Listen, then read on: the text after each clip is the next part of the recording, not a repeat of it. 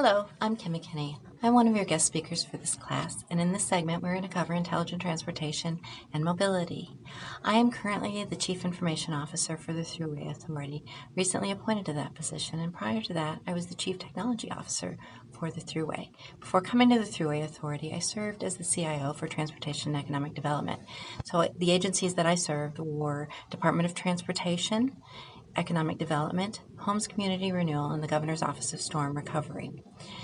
Before the cluster CIO role, I was Chief Operations Officer for ITS New York, where we had combined IT for the 50 agencies, and I was the head of operations for enterprise IT services under a shared service model.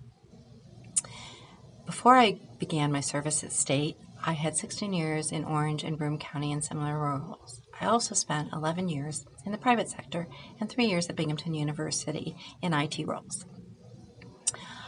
I have been involved with a lot of change over those years, but today I am so excited to be talking to you about something that is going to dramatically change our future.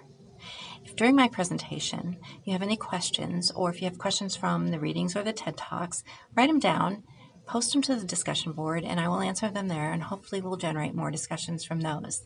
I've also provided the slides to go along with my presentations. So if you can follow along with those, and I'll try to remember to tell you what slide I'm on. It will add to what I'm speaking about, so you can see the general topics and some bullet points, and then I will go into more detail about each of those.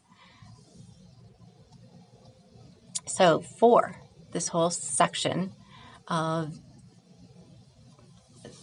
on transportation and mobility, the topics we're going to cover are intelligent transportation, the universe of intelligent vehicles, the benefits of those intelligent vehicles, some examples of where they're already being used, some of the barriers that we find in moving forward in this new ecosystem, what's government's role, and some of the innovation that's going on here in New York State.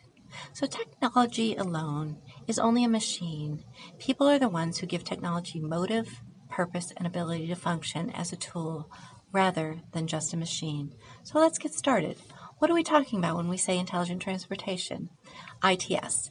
It is the integrated application of advanced technologies using electronics, computers, communications, and advanced sensors. These applications provide travelers with important information while improving the safety and efficiency of the transportation system. It's not a new concept. ITS has been around for many years. The Thruway Authority developed an ITS department with the implementation of E-ZPass back in 1993. That group supported all the technology that went into tolling and the E-ZPass collecting of those tolls. The techniques used were wireless communications, sensors, inductive loop detection, video detection, and data collection. There is even a national organization and state chapters that focus on intelligent transportation. They are the Intelligent Transportation Society of America and the chapter in New York. Their function is to come together as a nonprofit organization with all volunteers, except for the board itself that runs them, to interact with the federal government in input on policies and decisions that are being made, as well as doing training for safety and the use of these new technologies and sensors and road signage, anything that has to do with transportation and the safety along our highways, the organization gets involved in. So what is changing? Not only with technology, but how dramatically it is going to change our world and the mobility of our society.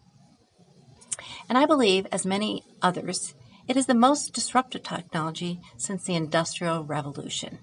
The future of transportation is here. The past 100 years, innovation within the automotive sector has brought major technology advances leading to safer, cleaner, and more affordable vehicles. But for the most part, the changes have been incremental and evolutionary. Now, in the early decades of the 21st century, the industry appears to be on the cusp of revolutionary change, with potential to dramatically reshape not just the competitive landscape, but also the way in which we interact with vehicles and the future design of our roads and cities. The revolution, when it comes, will be engendered to the advent of autonomous or self-driving vehicles. The timing is sooner than we think. The industry is shifting from mechanical engineering to technology and software-centric innovation, creating new consumer and business benefits. This changes the fabric of the auto industry, creating new value propositions, business models, and supply chains across multiple industries, such as sensors, processors, embedded software, cloud computing, updating software over the air, data analytics, and the list goes on and on. The benefits and opportunities resulting from the connected autonomous vehicle will be considerable for individuals, business, and society. The question is, what should government's role be and why?